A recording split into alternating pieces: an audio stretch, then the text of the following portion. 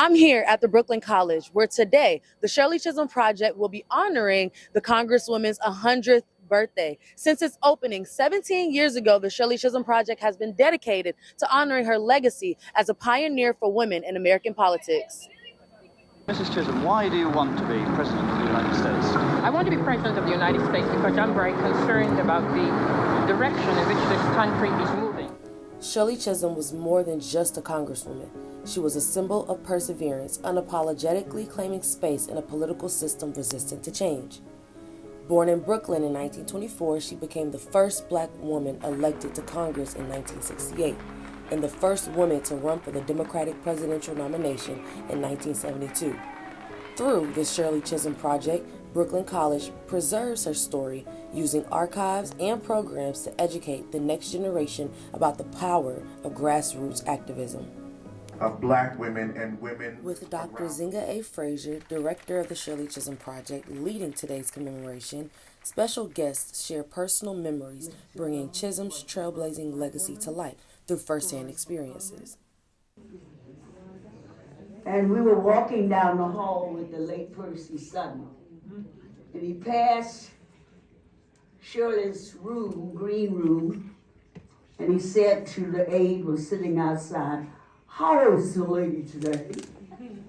And she said, "Not so well." And Mr. Sun said, "Can I go in to see her?" And the late Helen Marshall, who went on to be a city councilwoman and assembly, they just named her. What was it like being part of such a strong movement? Exhilarating, and I think that's what have kept me alive this long. Being in the movement with such strong, powerful women that I was surrounded by. And when I think about it daily now, that keep me in the fight, that I can't let this movement die, and especially in their memory, I have to keep fighting. Award winnings. Adding to the day's significance is actress Regina King, who recently portrayed Shirley Chisholm in a Netflix biopic.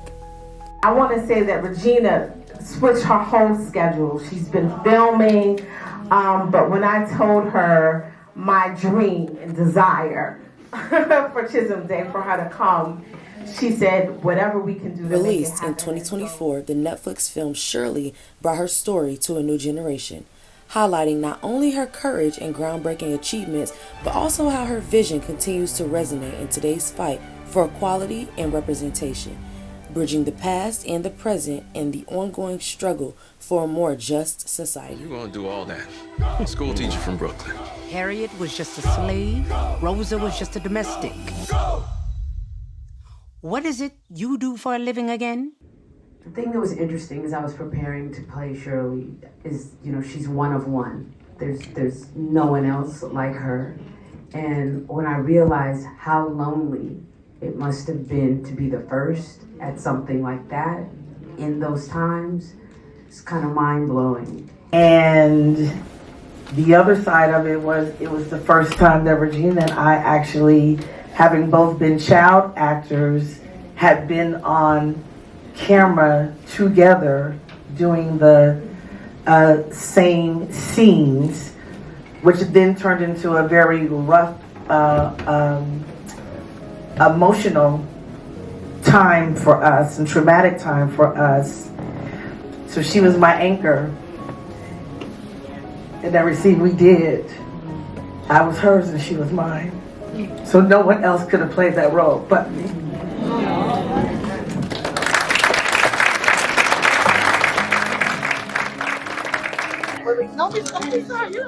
Following the fireside chat, I had the opportunity to interview Ms. King about her thoughts on the importance of film and television in bringing historical stories to life.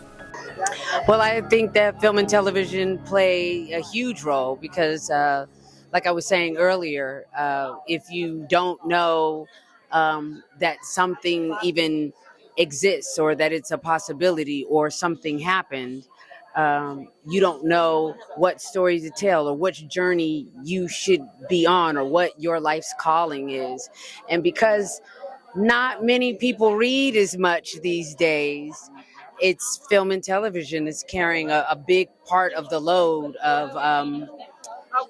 of either reporting real history or revising history. So it's a very powerful medium. Dr. Fraser concluded the commemoration with a book signing. Her book, Shirley Chisholm in Her Own Words, is a collection of Chisholm's speeches and writings. She also reflects on her experiences writing and teaching Chisholm's legacy. So I think her legacy is about resilience.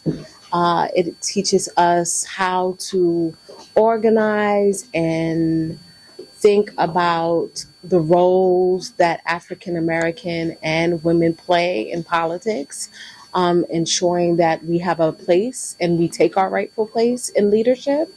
I think for new generations to come, it's about resiliency and using Chisholm as a way to motivate them in the work that they do. How have your students responded to the Shirley Chisholm project?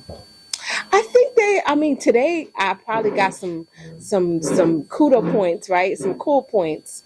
But in terms of their response to at least Chisholm, because I teach Chisholm in the classroom, is number one, they're upset because they've never heard of her. A lot of them never heard of her until recently. But they're motivated by her and they're inspired by her. I thought it was a wonderful opportunity for us to not only celebrate her legacy, but to inform, educate, and inspire the next generation. And in this college setting, it's important that the students are able to have this type of venue so they get some more education. This celebration continues to remind us of Shirley Chisholm's resilience and her great achievements as she was fighting for political and social justice. I'm Chelsea Aleem reporting live from Brooklyn College.